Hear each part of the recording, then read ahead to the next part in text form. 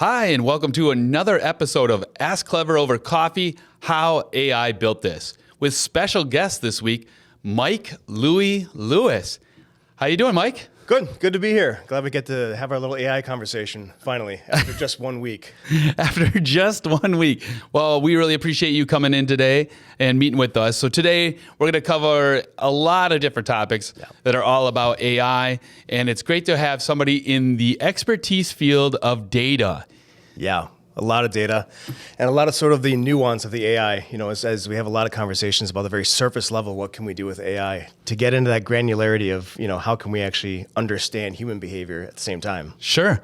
So first we want to just start off, Mike, is just like learning a little bit about yourself, your background, and how you got here. To this seat or to this state? Two different stories. The way I'm originally from Chicago. I actually came to Minnesota because it's one of those few states where you can actually play good high-level hockey. The way I got to this seat was a couple of 5-6 years ago. I come from a sales and marketing background. Okay. And there was a period about 6-7 years ago where I saw that there were a lot of really smart technical founders building a lot of really cool ad tech, martech tools. And one in particular was in the world of digital marketing. And when I had a very cursory understanding of what he was doing at the time, but the more and more he explained what he was doing, I understood he was trying to understand literally behavioral intent just through digital behavior. And I said, okay, tell me more. Right. And so through the years, we've come to build Click360, which is, okay, I'm assuming the next question, it's a marketing analytics platform that's meant to understand behavioral intent. Most specifically, what are people trying to tell us via their behaviors, their online behaviors, that we can use AI to say, oh, I understand. They're trying to tell us this. They're looking for this item. They're trying to convert to this outcome, right? Got it. Really, what we're trying to understand is the idea of buyer intent. Got it. Convert to revenue, who's not? So when you guys were working on this and coming up with the idea, kind of break down like that process where the light bulb moment came off for you. Like, what was that like? Well, the light bulb belongs to my co-founder, Michael. So Mike and Michael, sometimes confusing. He was working in a rather large business where they were trying to understand if they were going to spend all this money sourcing hundreds and hundreds, if not thousands of leads, which ones should make it to the sales team versus which ones should stay with the marketers? Because effectively, it's the old argument. If we start passing every single lead to sales, well, we're just going to inundate them and swamp them, and they're going to get really mad at marketing. Conversely, marketing's going to say, well, we're doing all this to generate leads for you, and they're not closing. Why aren't these leads closing? So the light bulb moment for Michael was, if he could capture, the problem generally was most tools will capture a part of a journey. Okay. Or a certain time frame, 7 days, 30 days, 90 days, but they can't capture all behaviors across all channels, all platforms, all devices. So his light bulb moment was, I need to be able to see the entire end-to-end customer journey because I need to understand the entirety of that pattern of behavior, and when it converts to revenue, what those patterns were. And of course, I'm drawing patterns on the table. I don't know if they can see that at home. That helps the AI understand, okay, these behaviors are more valuable than these behaviors to revenue generation. Therefore, they should be elevated as such in the algorithms or whatnot. So it was his light bulb. I just looked at it and said, holy cow, if you can do that, that's huge. Yeah, no kidding.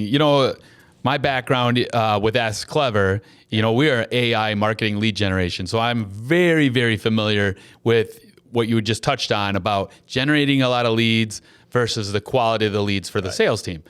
That's the space that our company lives in on a daily basis. And we use AI in our data to really do the machine learning to really hone in on the right type of customer for each of our clients. Right. Now with Click360, you talk about the behavior points.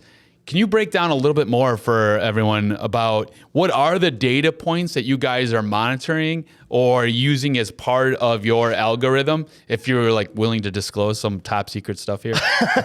I'll give the high levels, because I think a lot of this conversation too is about what is AI and how is it benefiting us versus what is the scary component and should we be concerned, right? Okay. And to your point, exactly what you were talking about, it's the idea of understanding how to use AI to begin the conversation. And what Michael was building with Click360 is how do we take that conversation and then understand the nuance, to your point, which tells us when certain people should be engaged. So it's one part deep learning, which is, as you know, is a subsection of the machine learning. We wanted to take the human inference out of it and let the machine or the AI understand behaviors. And then to your point about the things that it's measuring all, no, call them the clicks. I mean, we're called Click 360 for a reason. It's measuring all the clicks on a website and then using a little bit of natural language processing to say, hey, these are the behaviors this person is exhibiting, and they're doing 1, 2, 3, 4. Now, when we see people do 1, 2, 3, 4, we understand they're a certain percentage of the way down their customer journey towards conversion. There's also a really good chance they're looking for 5. That would be the next number in the pattern. And so 2 things happen from what we're doing is we're saying we understand that they want to see 5 and that will increase their probability of conversion. So to the measurements, that could be anything from they've clicked on this ad, then downloaded this white paper, then looked at this case study, or they've come from this channel, then this channel, then this channel. And that's where the pattern starts to emerge that, hey, this person is doing something that we've seen convert to revenue. Very interesting. So when you're talking about these behavior patterns, in my mind, it's starting to click between the LLM, which is the large language module, versus the business rules. And there is a big difference because I know from previous episodes, if you want to watch, is that about AI, there's a big difference. There's business rules, which is just everyday learning. Right. And then what is the machine learning part? So, like the follow-up question for you would be like, what's the machine learning part for what you guys are doing at Click 360? I like to say I'm not the technologist in this relationship. I'm the applicationist. So Michael is the one who understands sort of the sausage making, and I understand where it goes. You got it. But so to where the machine learning is, I want to tell the machine what to optimize for and let it learn how to do that. The subsection of machine learning that we're using is the deep learning model is saying, we're not necessarily going to inform what you are going to look for, but when you see that thing, then you're going to optimize for that behavior. Okay. So, like I said, I'm not the technologist. Right. But the idea is just to understand, again, that behavioral intent. Are they showing us something that is going to, the outcome is going to be the desired event that we want? And then can we allow the deep learning to optimize for that? So now, like, have you guys had any like breakthrough moments over the course of the last few years of like going, holy crap, we're onto something really good here. This is really working. Can you tell me a little bit more about that? That's a really fun question. So the way I explain the platform is it's at the intersection of attribution, segmentation, and predictive analytics. Any one of those are very cool tools by themselves, but when you combine all 3, that's when you can start to predict who is going to convert to what outcome with a certain level of confidence. And I laugh because the way it was built was to segment customers on a website into probabilities to convert to revenue. Yes. And it wouldn't shock anybody in the sales, marketing, RevOps world to know that only a certain percentage of website visitors are going to convert to revenue. Right. But the fun thing was the way Michael built this, he was able to say, all right, of everybody on the website, here's the probabilities by segment, by cluster. And then just in the last 6 to 9 months, he's gotten the platform to a point where it can actually predict outcomes with an 81% accuracy. Wow. So that 81%? 81%. It's a small sample size now, and we're extrapolating out to see if we can prove that out across additional verticals, industries, etc. This was more of an e-commerce use case. But yeah, when he said he could predict it with 81%, I said, well, why wouldn't we go to like 99%? And he goes, that's not a good data model. Of course, I don't know what he's talking about. You can prove that 99% of people won't buy from you, right? Because only 1% buy from anyways. But to be able to predict, sort of 8 out of 10 correctly, and the channels that improve that probability, I was floored. So when you guys are applying this technology that you guys now have, walk us through a little bit more. Like, where do you see this most relevant or most useful for your clients and what you guys are doing? It's a fair question. It's a big question. It's a fair question. When it was originally built, it was built for the complex customer journey, right? And so you're talking about somebody that's coming from multiple channels over multiple time periods, and there's maybe multiple decision makers. Are you talking like B2B or B2C?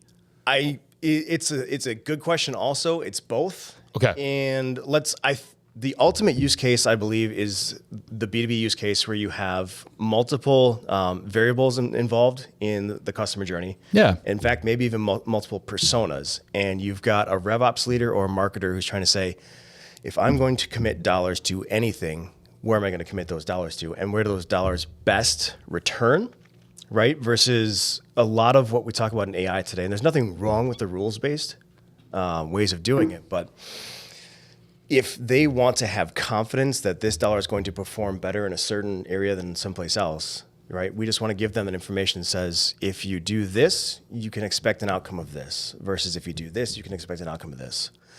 So the reason I say it's both an e-com and a B2B problem, e-commerce is sort of similar in that it's a much shorter time period. Yeah. But think about a high price ticket item that you've bought recently, $500,000. It's not, hey, that's cool, click, buy. Yeah. Right? It's more of a, that's cool, I'm going to go learn about it. I'm going to come back. And then I'm going to see something, and I'm going to go out and look at more of that. And then I'm going to keep looking for social proof. And then I get hit with a retargeting ad. I was like, oh, that's right, I forgot about that. And then I come back. And so it's this, it's not a dance, but it's definitely like a come and go where it's not an immediate conversion. And for a marketer, it goes, do I want to retarget everybody just because they started a cart? Or do I want to retarget the ones who are most likely to convert? Now, when you're saying like $500,000, like the what immediately comes to mind for me would be like if you were looking at buying a house or maybe a boat. I mean, I know a couple RVs go that price these days. But I mean, those are the things that I'm thinking about. Like, are you looking at those types of scenarios that aren't necessarily an e-commerce cart item, but they're still a purchasing item? You know, also, I mean, people, obviously the car industry, the auto industry is very large and has a lot of different price points along that. And our journey, when I know a lot of people, when they're thinking about a brand that they want to buy or a particular place that they are looking for or within, they're going online, they're doing their research. Same with the house. Are you tracking those types of journeys and behaviors?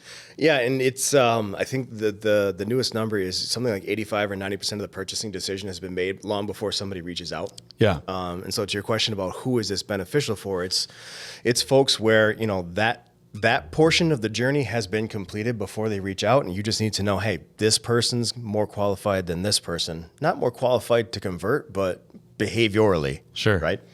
And to your point, unfortunately, you think about, I think real estate's an awesome example, by the way, because you don't find a house and then just buy it, right? Right. It's a big decision. And unfortunately, like, there are so many people looking for houses so often and reaching out and asking for more information. And in the world of sales, and especially B2B, it's, hey, can you send me information on this house? Right. Now, as a realtor or the salesperson in this conversation, you have to decide, is this person looking at this house? Are they qualified? Do they have a mortgage yet?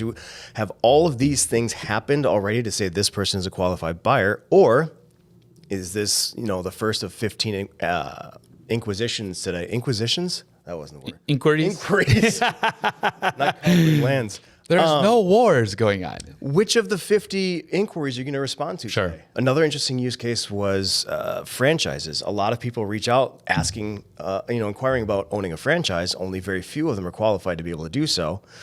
And so these franchisors have to go through and manually qualify every single person versus understanding, hey, this person has completed the behavior that says they're going to convert to revenue. I'm going to spend my time here first. Wow. Not saying ignore everybody. I'm just saying, where do we spend our time first? Got it. So what's unique about this podcast is I am the co-host along with ChatGPT. Yes. Who's also learned a lot about you. We've done a lot of research. We've plugged away. And we do have a few things that are going to be different on this episode. But first, I would like to throw it to ChatGPT, who also has a question for you. Love it. Hello. Mike, so with your expertise on the business development side, can you walk us through the sales lifecycle at Click360 and explain how AI is leveraged at each stage to enhance decision-making and the customer engagement? I mean, I could speak to Click360, and I think it would just be interesting to speak to SaaS in general, because I think that's the really good use case. So there's a lot of tools out there for business development and meant to help salespeople convert more deals. And where we took Click 360 differently from most is to say, so let's talk business development. You start with prospecting, which is where askClever is doing a lot of good work. That's right. That's right. How do we surface the people who look like the kinds of people that will buy from us? Once they come to the website, that's where the Click 360 conversation will begin. So the question was, how do we walk through the business development cycle or improve? Yeah, just how do you leverage AI with just engaging with your customers? So yeah, effectively, fair question. You would leverage the AI in a couple of different ways. First, to understand, is this somebody who is top of funnel still? Have they exhibited a top of funnel behavior? So we want to keep them in a marketing nurture, right? So that we can continue to move them down the funnel. Or have they exhibited something, say, hey, when we talk about BANT in sales, do they have budget, authority, negotiation and timing? Are they exhibiting bottom of funnel behaviors? So we would want to split those apart and use the AI to say, we understand these people are in cluster 1. They're about 10% likely to convert. So we're going to leave them in a marketing nurture versus these folks, they're hovering around that 50, 60% likely to convert. So while they may not be ready for sales yet, maybe we do a different, more targeted, AI outreach to them. Maybe it's got more personalization because we know what they've been searching for. We know what they've been responding to. We have some more information. And then further down the funnel, like at that 80, 90% likely to convert, depending on the business and how you sell in general, now we use the AI to say, we know this person is very likely to convert, and we know the channel that's most likely to move them to the next stage of their journey. Yeah. So we will actually leverage that information and say, now is when we send them case study 4. Because they've shown us 1, 2, 3, 4. Case study 4 is thing 5, and now we know how to engage with them based on where they're at. So, quick story here. When I was in college, I had a short stint as a retail attendant at a large department store. And if you've ever worked in retail, and this goes for restaurants as well, you're taught to kind of size up the customers who are walking in the room. You're taught to look at and profile which ones would be more likely to buy. So this would be the real world experience versus the online what you're doing. And one thing, like looking back, when I had that experience working in different retail stores, it was interesting to have different trainers and different managers have their experience and how they do it, because everybody does it slightly differently depending on which store you work for and what culture. And one thing I noticed, looking back, is there's definitely some bias, like depending on what brand and what type of profile. And I don't know if that's good or bad, but we all had our perceptions of who was going to buy or spend the most money. Yeah. And that's who you spent the most time with, right? Right.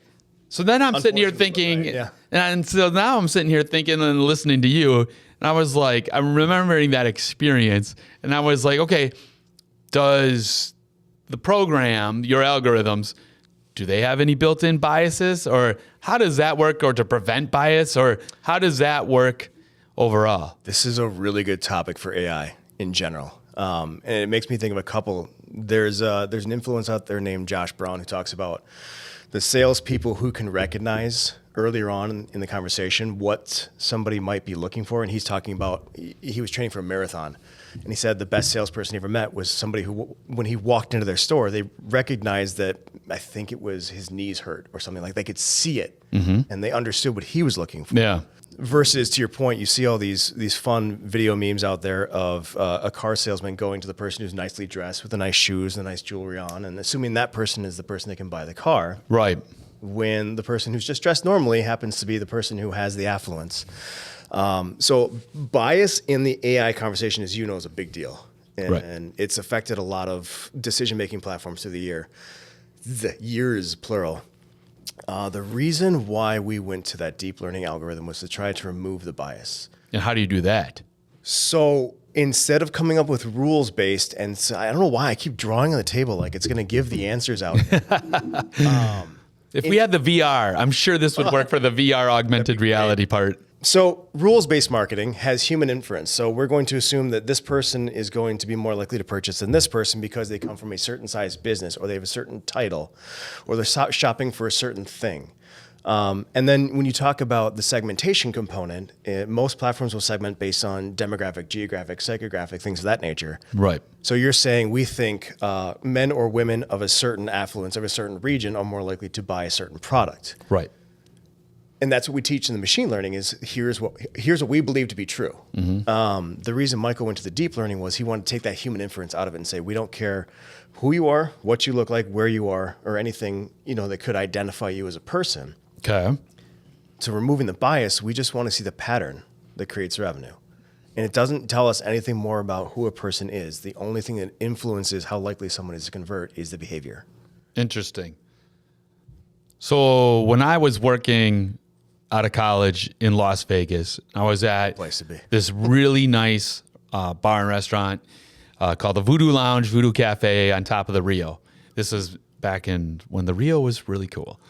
And when we were up there, so in Las Vegas, in the gaming industry, they rank your VIPs, 1 through 10. And the biggest whales, which means the people who spend the most money. What I found, and I'm coming from the Midwest, I'm down in Las Vegas. This is all brand new to me. And what was so interesting is the highest valued person, because they would know that, they track that by their club card. So when they book a reservation at the restaurant, immediately coming in who the buyer intent is, who is going to spend the most money. Yep. And the whales, every single time, kid you not, were the people wearing sneakers, white T-shirts, wife beaters. They were not wearing the Gucci or the Prada or any of the name brand anything. Right. They were literally the most simple looking people. And that was their MO. Why? Because they had so much, what they call today the FU money. Yeah. And they don't want to be pinpointed as the person with money because then everyone's going to hound them. That's right. And interestingly, on the bias there is who has the most money because of the player card, but you don't know necessarily which casino they're going to frequent on that trip or which game they're going to play or how much they're going to spend. And those would be some of the variables in the bias that, at least for what Click360 is doing, we're trying to remove and just say, if they show up on Thursday at 5 o'clock on Delta and Terminal 2, then we think they're going to spend this much money at this table in this casino. That's that behavioral recognition and trying to remove that bias and just say, I don't necessarily know that this is the whale. However, behaviorally, sure looks like it. Got it. And would that even translate to, let's say, when you're buying your airplane ticket and you're looking at going to Vegas, so we all buy our tickets, and sometimes we buy our airline tickets based off a brand. Yeah. We're like, well, we like Delta over the other brand. I don't know. Or doesn't matter about the brand, but necessarily where you want to sit in the airplane or how you want to get into the airplane. So all those buying decisions and, the algorithms that go along with that, like for me, myself, like, would I upgrade on this trip or do I sit wherever and take the random, and like what I have found for myself is if I'm doing a business trip, I don't really care where I sit, but if I'm going on vacation, I'm in vacation mode. I kind of want to like do the extra because that's the whole point is like, I'll do extra on a personal vacation way more than on a business trip where you have a certain budget. You got to, you got to show your expenses. So I think the airline industry is a great example because, in marketing in general, you have to have some brand loyalties. There's some things that are just intrinsic knowledge in an industry. I know that if somebody is going to fly first class, they're probably going to enjoy a meal or a fine drink. There's just things that you will know. But one of the use cases I think that's really neat for AI is not called the upsell, the upcharge, but if I know who you are and I know what you like ahead of time, I know what to offer you. And there are tools out there that will do like incentive-based offers. If someone comes in from a certain channel, I will offer them a certain discount.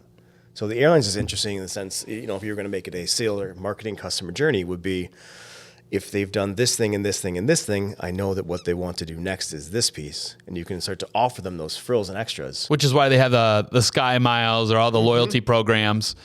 Same with the casinos. They do the same thing, right? They know approximately if you stay this amount of days, you're going to spend more money. Or if you spend this much time at a table, you're more likely the house is going to win. So that's the whole goal, is that they can see all of those data points and then just try everything in their power to hit those metrics to keep up those KPIs. Yeah, and that's where I think, we don't have to talk about this, super nuanced technology in Click360. A lot of it is that, inherent domain knowledge. Like you just said, if I know if someone's going to do this, then they're twice as likely to do this. So I'm going to offer them that component, right? And if they're staying 7 days, I'm going to offer them a spa package because, 85% of the time that happens, that works. We don't need a Click360 to measure that. We just look at historical documents and say, everyone who stays 7 times, 85% of the time, they want a spa package. Right.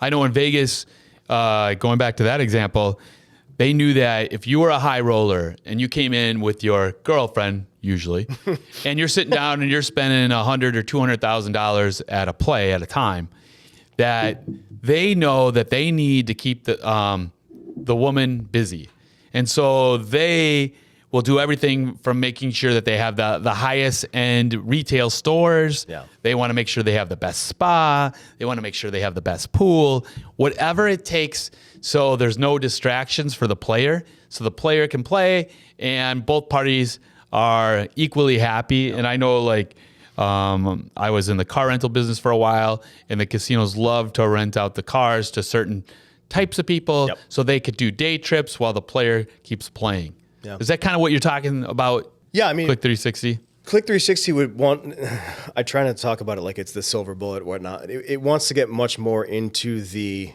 a lot less of the if-then and a lot more of the, A plus B plus C. Okay, we can predict an outcome. But like you were saying, there is a predictive nature to, and like a domain knowledge to, we know that if we do this, this will happen. We don't need a Click360 to measure that. Right. If there is a scenario let's keep going in Vegas. If a hotelier knows that, having the significant other on a day trip to wherever increases spending by 25% because that's historically what's always happened, great. Where Click360 comes in, and unfortunately this is where COVID was a great analogy, sort of a pattern breaker. Patterns of the past do not predict patterns of the future, especially when the pattern changes. Yeah. And so what we were trying to do is always be able to measure and change with the pattern of behavior as it changes. So if, for example, sending the significant other on a day trip away from the casino and, your whale just decides to up and walk away from the table in the middle of the round. Right. That's a change in pattern, and that's a problem because what always was no longer is. And when you think about like a B2B SaaS conversation, when a competitor enters the market, we have a new pattern. Somebody changes pricing, we have a new pattern. Somebody offers a new capability, we have a new pattern. So that was where we wanted to get, this goes back to the human inference and the rules-based marketing. We had to get away from that if-then conversation because humans are imperfectly perfect, or flip it around, perfectly imperfect. Right. Our behaviors every day, we change our minds.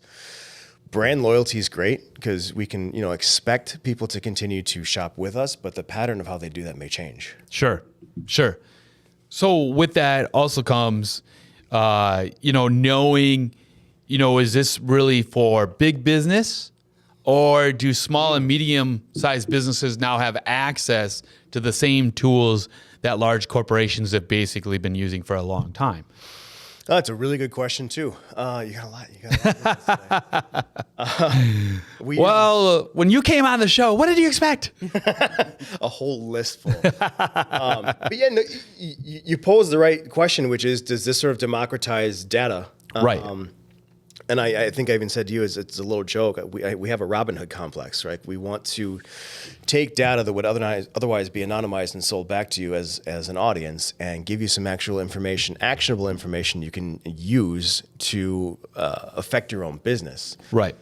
So to your point where maybe somebody has to have a $250,000 tech stack to do that, and they're in the blue chip and they have that money, great, fine. That's probably what you should do, and you've got the marketer that can back it up, that can build out those pipelines and funnels. And right. We were much more built in I would call it somewhere above, a small business. And I know everyone has a different definition of enterprise. But the place where the business is spending enough money that it's painful enough that they want to understand where that money is best allocated. Got it. So that was a long answer. Yes, it's more for it's less for the company that has, you know, the gobs and gobs and millions to spend on tech stack, and more just wants to know, hey, I'm spending $10,000 a month trying to generate leads. Am I doing it right? Are these the right places to spend it? Where could I do better? So, like, what if you had an Airbnb and, you know, it's a decent sized investment. Maybe you have a cabin up north, or maybe it's even just like a mansion in downtown Minneapolis. Because I have two of those. All right. And you are, you know, doing your best to fill your Airbnb. Yeah. And you're, you know, there's peak seasons and off seasons for every type of business, no matter what you're doing. Right. And, you know, you're a small business operator. Are you able to use this buyer intent? Is it able, this technology able to be used for those types of businesses, or is this more of a large language model for, you know, bigger businesses, like if you had a big e-commerce or Shopify store? There is definitely a depth and breadth to the conversation. I think if we talk about an Airbnb rental, there's probably a marketer or the owner themselves could probably do enough to fill it throughout the year without having to go super down the rabbit hole of, well, of these inquiries, which ones do I pay the most attention to? We were much more in the space of if you're generating so much activity that you need to be able to understand the differences in the activities. Yeah. Or if you want to be able to prioritize, that was a big deal when we first got started. Was Michael, the founder, would always say, if you can call every lead every day, great, why not? But if you can't, and you need to be able to prioritize your efforts, because, you know, bandwidth is finite, it fits a lot more into that scenario. So, you know, we talk about AI as augmented intelligence. Human plus AI makes better decisions, right? Okay. I don't know if we talked about that, but it's something I say.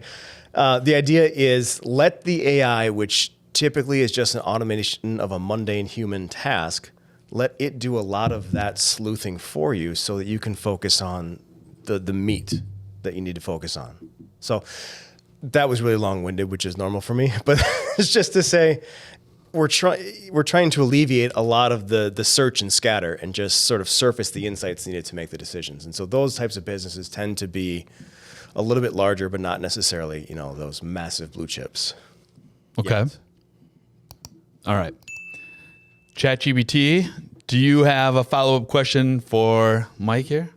I sure do. Which types of businesses or industries stand to benefit the most from implementing Click 360s?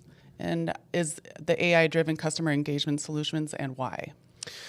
Well, the AI, okay. So the industries that stand to benefit most, again, are those ones that are actually, you know, trying to generate a bunch of inbound traffic, and they're going to be, you know, digitally focused first and foremost. So being that I've been in sales for too long, if the customer journey is predominantly offline, there's not a lot of value here. And if it's a lot of relational selling, there's not a lot of value here. The businesses that benefit the most are the ones who are trying to use the website as the gateway to the customer journey. So while not the entire revenue generating journey is going to be on site, a good predominance of it will be. And then the benefits they're going to see would be, you know, just, again, allocation of budget. Where are we going to spend it? How do we resource manage? When does marketing take it? When does sales take it? When does customer success take it? When do we need to get re-involved because somebody else might convert? So yeah, I don't know if that was the entire question. ChatGPT is throwing me today with the way they're the way they're lining up the words. I thought we got our language models much better. ChatGPT is a little wordy right now. But as far as just industries in general, you know, are there, you know, automotive or et cetera? Is there a specific I think industry? it's going to be e-commerce stores with a larger ticket item. You know, think like furniture, electronics, gaming technology, things like that. Definitely SaaS businesses, which is we are one, so we're not eat our own dog food. And you know, John, to your point earlier, I think real estate and automotive are interesting just because of the volume of inquiries they receive, and just need to be able to prioritize, you know, where people spend efforts. You know, and I live a large part of my life on the socials. And I see a lot of social media entrepreneurs, you know, and that means influencers, home-based businesses. That's interesting. And so one thing that I was thinking about while we were talking is I know a lot of creators who create digital courses. Yep. In a variety of different industries and topics. And definitely one of the challenges when you're a solopreneur or an influencer, or you're trying to figure out where do I spend my time with which person who is actually not a tire kicker, somebody who actually wants the tools that you're providing and is willing to pay, because oftentimes these courses aren't cheap. These courses are like $1,000 to $5,000. So is that also somebody that could benefit from using this technology? You laid it out really well. It's somebody who, they can't scale themselves. They are a solopreneur, and there's one of them. And so if they're going to spend their time, where are they going to spend it? You also got me thinking about the social media influencers. On the flip side of that conversation is the influencer model is I charge you per eyeball that I affect, right? Right. Well, on the flip side of that, the marketer or the RevOps leader says, well, shouldn't I have a model where I can pay based on the money you generate, right? And you have a question that I know we want to get into. If you want to just ask it, I can hold on to this thought. Well, I mean, the model for that is called affiliate marketing, right? Yeah. And I know with different clients I've had in the past, absolutely every business owner or marketing person would love just to pay on performance. Say, hey, if they sell this many bars of soap, I will give them X amount of dollars. If they sell this many dish rags, I would give that much money. But I don't want to pay up front $10,000, $20,000 for this influencer who, yes, they have a large audience, but who knows how it's going to work? Right. I don't know. That's the guessing, right? And that's where the gap you're trying to fill. You want to take the guesswork out of that entire conversation. It's funny because I come from the world, it's the biggest scattershot marketing platform there is. It's the out-of-home world. It's let me put a sign on a wall and hope somebody makes a phone call. And to tie those two together is incredibly hard. But, that was a world that dealt in impressions, right? How many cars did we reach today? And then you go back to the business and you look at the bottom line, you go, we made $1 million. Well, how much is that affected by the billboard versus how much are my salespeople generating? Or can we actually just marry the two and understand that the billboard builds awareness? And I had a digital marketing teacher say, turn off your billboards and watch how fast your digital marketing dies. But can we just have that entire conversation and be proven at the end? So can we generate the impressions in the beginning, but to sort of what we're talking about here, measure the outcome along the way so that we can actually have some predictive revenue models for the end of the customer journey? Right. So getting away from some of the guesswork, but back to the influencers. I know we don't want to always talk about pay for performance, but I also look at that and say, on the converse, if an influencer is proven that they generate revenue, they should probably get a bigger percentage of the conversation and not just be paid for impressions. Humble opinion. May not be popular. Well, then it comes down to the creative, right? So if I'm an influencer with, let's say, 1 million followers, and I'm in the fitness category. So a lot of what I put out there is fitness related content. And then somebody comes along with the new widget to do a barbell or an ab belt or you name it, or any sort of green tea drink. And they come up to me and, my rate these days would be right around $20,000, $25,000. Because I know I'm going to provide a lot more eyeballs in, let's say, television. And so, of course, the business is like, okay, based off of all the other people who have that we've done campaigns with, we can reasonably expect this much in revenue from that, And the question would be, but is it going to work this time? Or what have you? And some of it's based off of the talent of the person who's pushing your product. Yep. Some of it's based off of the time of year, the time of day. Going back to all these variables that go into people making business decisions. And what I've seen in social media is a lot more of the live selling. So people are going live stream and talking about products because that feels more of a connection for, like, if you have 1,000 people watching your live stream, and you're pushing whatever you're pushing and you're demonstrating it and the benefits and the values, then you're much more likely to see a higher conversion rate than if you put it on your story or you put it in somewhere where you only got a 30-second to 1 minute, capture rate. What's interesting about that too is, I would love to see the stats on that, because I think you're probably right. If someone's doing it live and they're demonstrating, it's almost like having it in your hands and being able to use it. Right. But then you're like QVC. Yeah, you are, but that model worked for so long. I think it still does. I was going to say, you can probably see the register ring while you do it. And then what I start to look at for what we want to do with Click360 is say, what happens after that? So if the behavior in the moment converts to revenue, good. That's a direct correlation, right? And we can prove that. We can see it. They bought it while we were live. Great. What if someone's like, that's an interesting product. I could see myself buying that, but I got to take my kid to soccer. Or now is not the time. And they come back 2 days, 3 days, 3 weeks later. It's still in their mind, but that behavioral pattern is what we start to need to measure, because that person will now fall into the funnel of the abandoned cart syndrome or what have you. And we need to know, is that somebody we want to focus on now? So there's so many cool uses of AI that are like this, where, they try to measure in the exact moment that a purchase happens. Yeah. But what if they didn't? What if that conversion didn't happen? That's where we talk about that complex customer journey that doesn't happen here. Yeah. So I have a 4-year-old, and they're at the stage where they're learning. Yeah. They're learning all sorts of new things. Kind of a fun stage. Very fun. Also very time-consuming as a parent. But with that, I'm constantly looking for different products to help them on their spelling, their reading, their math. Yeah. And I also spend a lot of time on TikTok.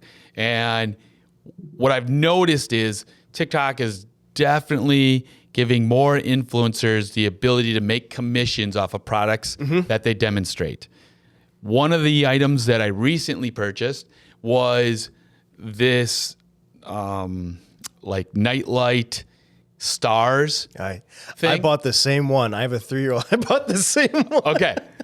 And what I'm noticing is my consumer behavior. So these are one-off products, right? You see it, you buy it. There's no adding to cart. It's like, oh, I like that. Good price point. What the heck? Why not? I don't even care if it comes in a week or 2 weeks, because I figure it's coming from abroad. It's not like Amazon where you're going to get it the same day or next day. Right. But I'm okay with it. The price point's good. It's not a rush. I don't need it tomorrow. But then, so I got hooked into buying this one really cool star light show. Then the second time, now that they know I'm buying for my 4-year-old son, they're like, wow, how about some writing tools to help him learn how to read and write? And with, erasing ink. Yeah. And so I'm like, oh, that's cool. So you can go in and you start learning to trace different things. Okay. It's a higher price point to get me to buy that, but goes right in. And what's unique is that these are just one-off products. There's no adding to cart. You either want it. But what I noticed on that one is, so I spent some time looking at it, and I was thinking about buying it. And I was like, I don't know. It was like $40. And I was like, oh, man, I don't know. And then I clicked through, right? I'm just scrolling through, nah, I'm not going to buy it now. Yeah. And so about the next day and the next day, I start seeing more videos from other influencers, other people demonstrating this product. And I'm like, oh, shoot, I'm just going to do it. This is insane for me not to try this. This is a really cool product. I liked it. Forget it. I'm just going to get it. And I got it yesterday, and I had my son using it. And by and large, he liked it. His attention span, anytime I can get my son off the screen and off the device and doing different things, I feel like that's a parent win. It's a small win. But now my son is having fun learning and reading and writing. And for me, TikTok is now learning my behavioral patterns. Okay, first product, we got him in the door, small price point. He bought right away. Second, this is a price point. Took him 2-3 days, but he bought. Right. He converted. they're starting to see that data of my shopping behavior on TikTok. And now I start to see the price point go up on a few things. And then even more products I'm seeing being pushed through my feed than ever before. Well, yeah, and the AI is learning that, the AI now knows you have a 4-year-old and knows that you have a propensity to buy things for a child that age. And so they're going to change that algorithm and start showing you more things. And this goes back to that rules-based stuff.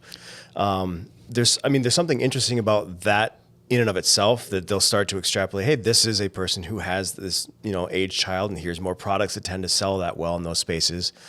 I'm trying to think where I was going with this. For those marketers who are using TikTok, now they want to go, what other channels can I use to impact John? And where else does he shop? And so they're going to try to figure out, how can we also affect him? They'll probably have an email address, I'm assuming, so we'll try some of that. What we were trying to do is just understand, behavior on TikTok does not indicate behavior on Instagram, for example. Or Amazon. Exactly. And that's where we had to measure all the channels and all the behaviors across all the platforms and all the devices. I know what you reminded me of. Once you bought that particular toy, that Starlight, did you get more ads for that particular Starlight, or No. did another advertiser also try to sell you the same Starlight? No, I didn't actually see that too much anymore. That's for good. a day. And then it went away. And then I felt like they were pushing the higher price point, same category for my kid, but just a different product altogether. They're like, okay, cool, you bought that. Good. Because what I was going to say is that is sort of the beginning of the AIs right now, where they go, John obviously buys Starlight, so let's show him every single Starlight that ever existed and hope that he buys another one. Or in the case of building audiences, they go, people like John like Starlights, therefore we're going to show him Starlights. And I only joke about this, and I can't remember if we talked about this before, but I bought a bed frame when we bought our house almost 2 years ago. And they've been trying to, on Facebook specifically, I've been getting bed frame ads for the past 2 years, because now I look like a high intent bed frame consumer. Because, you can have more than one, but how many does one person need? And the idea would be, instead of just retargeting anybody, or, by the way, buying an audience of high intent bed frame buyers, understand the nuance that Mike's already bought that bed frame. And it sounds like the Starlight company did a good job of going, what else will John buy? I wish some of these these bed frame companies would go, well, we have other furniture too, Mike. Your behavior looks like you don't buy bed frames anymore. You haven't bought one in 2 years. Or even just selling you the mattress pad, the sheets, and anything else that would go in a bedroom. Because if you redesign your bed frame, you probably want other things in your room as well. Usually you're just not buying. And take that behavior from saying this is a high intent bed frame buyer to all of a sudden that's a high intent mattress buyer. Yeah. Just understanding the nuance versus just saying everybody in this category's got to be super high intent because they bought one already. Yeah. Well, you know what? Great time for ChatGPT. They have a follow-up question for you. I know you don't get this too often for ChatGPT asking you questions, but go ahead. Okay, so how does Click360 quantify the return on investment for its clients? Can you share any measurables or outcomes of success? This is the super, super easy one, because again, if the crux of the platform is end-to-end attribution across the entire customer journey, across all platforms, channels, devices, and time, blah, blah, blah. The quantifiable is how much did we spend, how much did we return, and also were we able to reduce spend to acquire the same person, right? Customer acquisition costs and margin, so you can actually prove out we spent this, we earned this, and we can see it down to each and every individual click that influences sale, how much that brought in revenue-wise, and which channels generated that revenue, so we can do the ROI calculations down to the penny. And so some of the more interesting conversations were where we had different customers, they were all mostly in e-commerce, but there have been a few SaaS where they had a business model of let's retarget anybody just because. And if they hit the website, they got an offer. If they opened a cart, they got a retarget. And just the ability to dial that back and say, here's what the entire customer journey looks like. So, this channel performs best top of funnel, this channel best middle of funnel, this best at the bottom of funnel.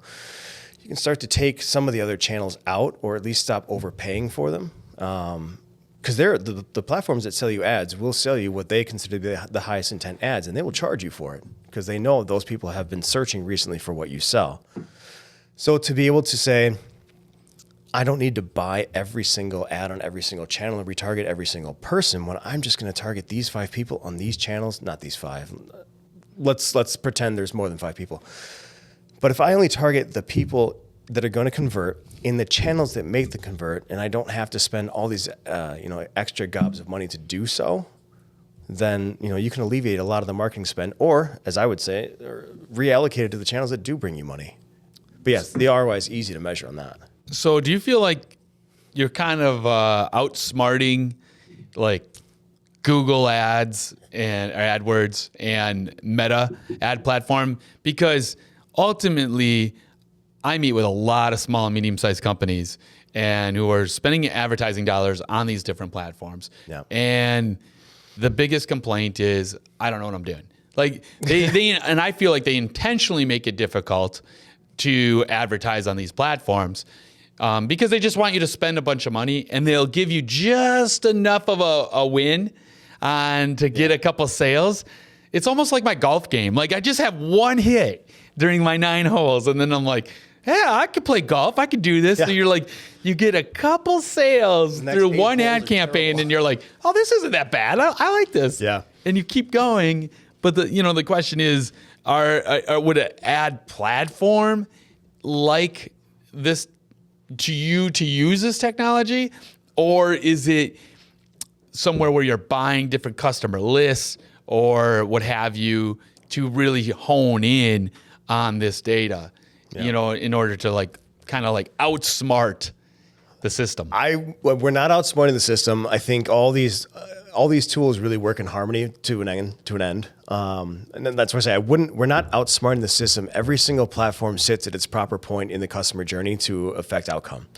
And so a lot of the bigger companies you mentioned, like Meta, Google, et cetera, are very, very, very good at creating audiences, right? Because they've got whoever has the most eyeballs wins. Whoever generates the most impressions wins. Whoever can build the biggest audience. And these platforms are really good at building audience. And they've got, the largest groups of audiences to build from. Yeah. And let's not mince words. They know a lot about the people in those audiences, who they are, where they live, what they look like, how they shop. Sure. And so Click360 it's not going to compete with their ability to build an audience. We're just going to measure an outcome. So a marketer will start with a marketing campaign, and they'll target an audience who is a high likelihood audience to be, buyers of their product. Yeah. All we want to do is help them once that person has shown up on that website to say, here's a buyer, here's not. Right. Here's a high probability conversion. Here's a low probability conversion. Here's the channel that improves these outcomes. Yep. We're not going to outsmart these guys because it's not, frankly, in our cards, and it's not something we would ever want to do. Yeah. Because you talk about, gobs of data, they've got more than anybody. Right. But you know so much more than I do about, how those buying structures work and how they pay for it and what they give you on that end. We just want to help the marketer on the back end to say, this is where we want to spend our time once we get them to the site. Somebody still has to get them there. Right. Yeah. And that's where askClever, what we're doing is we are using different ad budgets and then taking our data where we are plugging that into a lookalike audience or what have you on Google AdWords or on Facebook ads, and trying to really cut the spend in order to get the most efficient use of your dollars. So if we can increase your revenue by 10, 20, 30% or more by just based off of what we are doing, then, that is a good thing. Right. And that's the value of using different technology. Like, quite honestly, that didn't even exist like a few years ago. This is all brand new. And I feel like it's leveling the playing field. At least what we're doing within our company is leveling the playing field.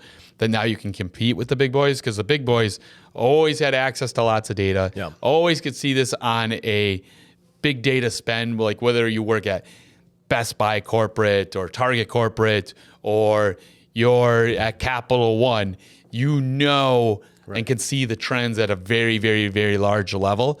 But hey, if you own an Airbnb or you own, your own little retail store, it's also hard for you to kind of zero in on some of these trends. of and behaviors. Yeah, and to your point too, be much more even localized. So you don't have to buy an entire audience that's the entire country. You can just buy, a city up the road. And right. If you only sell in a 5-mile radius of your building, there's no sense in buying the entire state. Right. It's like TV. You used to have to buy, if you wanted coverage of everywhere, you had to buy national broadcasts. So now you're talking about, can we just market to the individuals, not who are only most likely to buy from us, but are closest to us? Because, right, what if we have a physical store somebody's got to come to? Right. So to that point, if you've got a digital billboard, you are covering everybody within that geographic location, and 95 to 99% of the people who drive by that billboard, yeah, they might fit the demographic of, approximately where they live, approximately, what an income is to support that house or that real estate over on that side of town. But 99% of the people does not apply, versus if you are pinpointing digitally online, looking at that buyer behavior, well, this person is more likely to buy your product in that neighborhood where a billboard would be, but also in all the other neighborhoods across, a metro area. And that's what the whole point is, to leverage that. Well, this is why I said we're not going to compete with some of those large platforms, and I'm not going to disparage other platforms that do that, because what they're doing is something that we cannot. Is they're starting the conversation with the highest likelihood people to convert. Yeah. So to your billboard example there, that's let's capture everybody. Right. Versus what you're able to do with what you're doing is say, I know that if I start with this audience in this channel, in this general vicinity, these are the people that shop at this store or buy this product. And we're never going to do that. We're only going to say from, website forward, which of those guesses was most correct. Right. So where do you think AI is going to influence what you're doing? Let's say 6 months down the road, 12 months down the road. I mean, I'm sure you see the same articles that I see and all the different AI news sites. What are your thoughts about the direction over the next 6 to 12 months? It's kind of hard to predict any further out because it is scaling up so quickly. And it's getting smarter. But where do you see, for what you're doing, where do you think that's going with AI? To the part about getting smarter, I've listened to a couple of panelists, and one person said what I think is going to be. I'm stealing from him what he thought was going to be the thing that I think is probably going to be a huge part of it, marketing and everything else. Is that the AI tools are going to become, what's a good way to explain this? They're going to become your coworker. So you can actually ask the platform a question, and it will go ahead and do the analysis of the data and give you a real world human answer. Okay. So what job did you have in college? College, I built websites and, did nothing else. You did? You built websites in college? I built websites. On what platform, or what did you use? All HTML back then. Okay. And so you built websites. So if you were your 20-year-old self, what AI tools would you be using today to help your 20-year-old self back then? God, I don't even know if it exists. And I know that coders tend to say generative AI writes bad code. So that probably wouldn't be it. But it would be the idea to ask the platform, what is the proper coding structure for a table? And it will say, here it is, right? Instead of having to go and look for that at on a website building resource, you can just ask the platform, how do I do that thing? And so what this person was speaking about, for example, they were talking about startups and having to, hire their first few employees or even bring on C-suite level employees. He said, I think very soon startups will have a CFO built into some platform, their financial platform. So they go, hey, where do I expense this on taxes? And it'll tell them.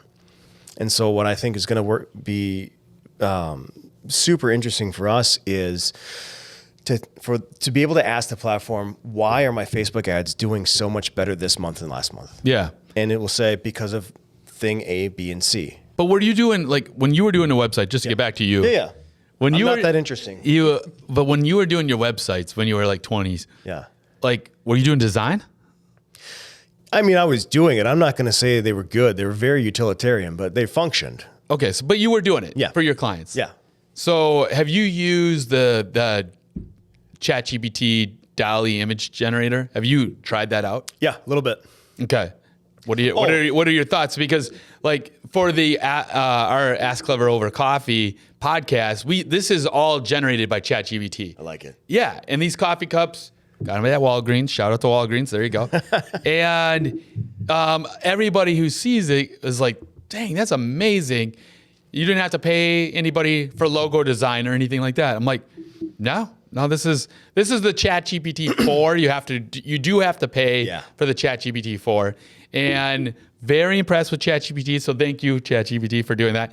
But very impressed with the level of design. And it took me some different iterations of learning how to prompt. Yep. Because the text was in. So like, when you are 20 years old and you're designing websites, how do you think AI could have helped you become better at what you're doing? Yeah, I mean, you for sure would have queried it and said things like, can you create this logo for me? Or can you create this design for me? Or what do people in this industry generally talk about? That is one of my more favorite use cases of the ChatGPT is asking it what keeps marketers up at night, right? What are the 10 most important things to a RevOps leader? And having it bring that together. So to your point about building websites, how can I make this website speak to XYZ demographic? Can you make me a graphic that looks like this, this, and this? All right, can you dial that back? Can you turn this up? Can you make it a little softer? Yeah. I mean, I could for sure see where that would have applied. Or even just writing the right copy. Yeah. Let's say you're not an excellent copywriter, and maybe back in the day, I'm assuming at 20 years old, you're not the most proficient at copywriting. The best. And going into ChatGPT and just asking, hey, SEO optimize this website page using these keywords, and then it just outputs in a matter of seconds. Yeah. And then you're editing from there and moving things around the page. I would think that would greatly help you as a 20-year-old who going from like a real novice to actually having some legitimate, worthwhile, relevant skill set there. Yeah, and as the AIs continue to learn, evolve, and get better, instead of just saying, like, let's say I built websites for the hockey team, our own hockey team back in college, and instead of saying, make this SEO optimized for hockey teams, and having it just saying hockey is important to hockey because hockey, right? It's learned through time that, the way to actually have conversation is to embed the keyword in an interesting topic in a proper sentence structure. And so it's gotten so much better. So yeah, that would have been a really good use case. I wish I had it. I didn't. I should go find those pages, see what they actually sounded like. Well, I mean, the point is that I'm trying to show here is just like trying to give some real life examples of like how you started out your, like adulthood and doing different mundane jobs and then how would AI influence? Because quite frankly, I also have an 18-year-old and he's coming into the workforce and he's trying to figure things out and he's using AI to reach out to prospective jobs in different ways using LinkedIn, but he's using AI to write all the copy. Yep. And when you're first starting out and you don't have a lot of experience, but you've done different things, wow, does it really change the game and how you present yourself and how you're talking about your own skill set? And I'm like, holy smokes, you're light years ahead. And then I'm also just wondering, how many young people are using this? I honestly don't even know. But I was just curious, like again, using it in real life examples for you and yourself. I think since I lived most of my life in sales and technically we're all still in it, I think a really good way to look at it, for people listening today too, is salespeople have this great way of hitting you with a very boring email that says, here's what I sell, here's why I'm selling it, here's why you want it. And it doesn't sort of communicate, where there's a lot of really good AI tools to say, and you mentioned prompts, write this sales email as though you're writing to a CMO who has this problem and our tool does this thing. And it should be able to take that and make a lot more compelling conversational email and say, here's the value proposition. Here's what people like you have solved for with this tool. Here's why that's a big deal. And just be a lot less. So going to that point, if you're watching or listening, here's a little tip that I've learned over 20 years of doing this, is that actually if in the ad you put the pain or the problem, people will go, oh, yeah, I have that pain too. Tell me more. And they'll click on it or they'll respond to the ad. You don't even have to talk about your features and benefits. Just say, hey, were you recently in a storm and have hail damage? Yeah. Call us to find out more about a free home inspection. Yeah, I was in a storm. Yeah, that's good. You know, like where you identify the key problem. Yep. People identify like that. That's not selling. That's literally like, hey, did you have this happen to you? Yeah, it's allowing people to buy. It's your point. It's acknowledging the problem exists. You want a response. Yeah, and saying, here's how big this problem is, and here's how, when people solve this problem, here's the outcome they've had. Does this sound like you? And if it does, great. If not, no problem. Right. But yeah, it's just, I think the generative stuff is getting a lot better at that, especially if you can prompt it correctly. In fact, I had a friend who wrote a scathing email to, I think it was an appliance company when her appliance broke down, and she goes, and change it to sound like a legal action, and rewrites it to sound like it's being sent by a lawyer, gets a better response. And that's really the key here is the prompt engineering, the knowing how to work with the AI, Right. or ChatGPT or whatever platform you're using these days, because there's multiple now. Right. And really trying to get the most out of it for the direction you're trying to head towards. Yeah. And that's what we're like learning a brand new language. And what I'm hoping with this podcast and everybody who's watching or listening is that you have questions that you reach out to Mike on LinkedIn is probably the best way, because that's how I communicate with you. That's the best way. I live there. Yep. Mike Louie Lewis, find him on LinkedIn and ask these questions about how to use the AI tools to help you get what you're looking for. And I know one of the reasons that you're on the podcast is really to help educate other people who are going through different things and like learning what to do and how to use these tools. And that's what this podcast does. That if you wanted to reach out to us, go to askClever on any of the social platforms or write to askClever.ai on our website, set up an appointment, meet with me. I would love to help you guys out with whatever your business challenge is, because that's fun to me. And, you know, to get beyond AI for AI's sake, I think everyone's talking about it right now because it is the topic du jour. And I think platforms are embedding it in their platform because it's the embed du jour. And understanding the difference, if you want to know about AI, call that guy.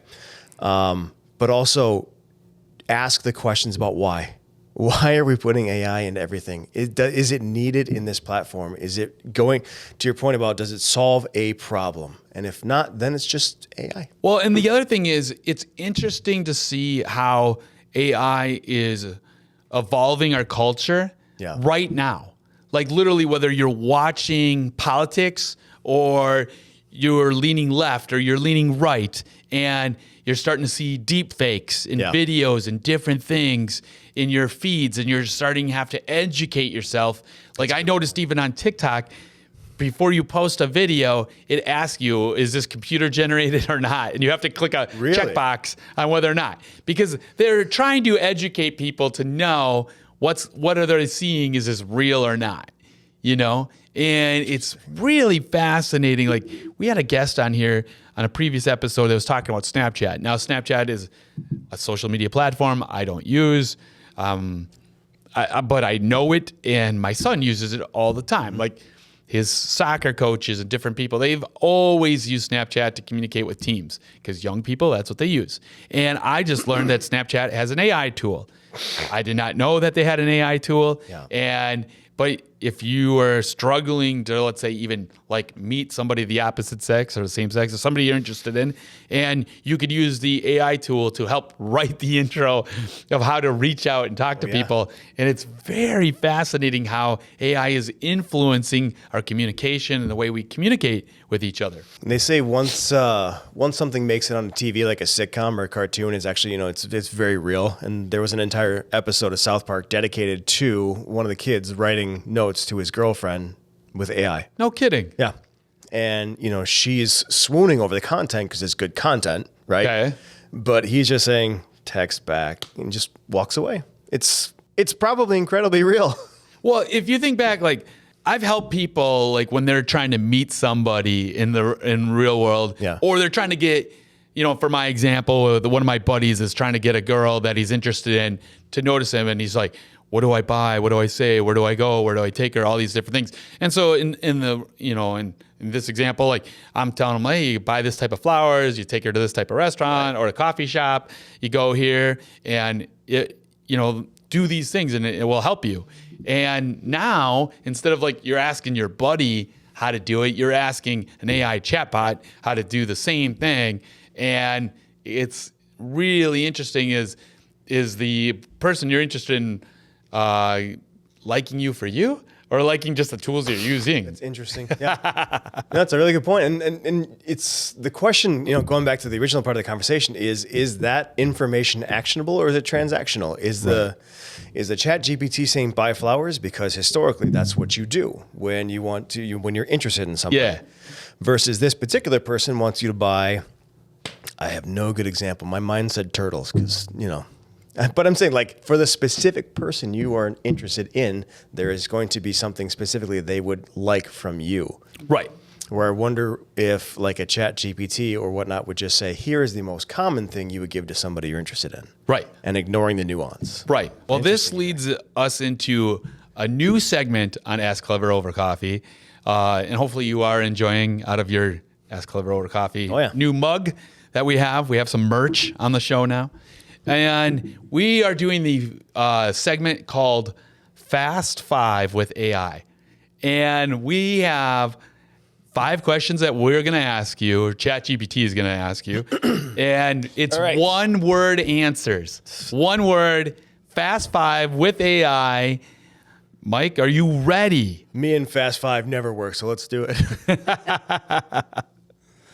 Okay, so the first buzzword is integration. Office or home, where do you encounter AI more? Office. Second, preference, chatbots or human customer service? Human customer service. Sorry, 3 words. Futurism, self-driving cars, exciting or terrifying? Mixed. Everyday AI, voiced assistants, useful or intrusive? Useful and intrusive. Just need to know how intrusive they are. That was more than one word. I know. Good. Personal touch, AI in personal life, innovation or intrusion? Innovation. All right. You were the first one to play our game. And I did poorly. And you didn't follow the rules at all. So I want any future guests to really watch and take Follow the rule. What Mike was doing here and say that's how you do it. But, I appreciate you for playing the game. Absolutely. I appreciate you coming on the podcast, talking to people, educating them on what's going on in AI in your business and sales and marketing. And if people want to follow you or follow up with you, Mike, where do they find you? Like you said, best place to find me is on LinkedIn, Mike Louie Lewis. I should pop right away. Otherwise, you can always email me at mike.lewis@click360.io. Nice. All right. And we will put some links in the different socials that we're pushing. Perfect. So if you're following us on Ask Clever on any of the socials, you should be able to see the tags to Mike, and you would be able to find him that way as well. And to leave the podcast on the last note of this episode, the world has got a lot of moving parts, and it's a little shaky at best when you were watching on the socials or online or, watching TV. And one of the purposes is not only just to educate people on AI, but is also to just put a little bit of positivity into the air. So every show I ask ChatGPT, what is the quote that we should leave the show on? And I know that generally Billy's reading it, but I like to do this one myself. And I asked, hey, what's a beautiful and fitting quote about kindness to end the podcast? And this is by Maya Angelou. It is, I've learned that people will forget what you said, people will forget what you did, but people will never forget how you made them feel. Thanks for watching and listening. And till next time, we'll see you here on Ask Clever Over Coffee, how AI built this.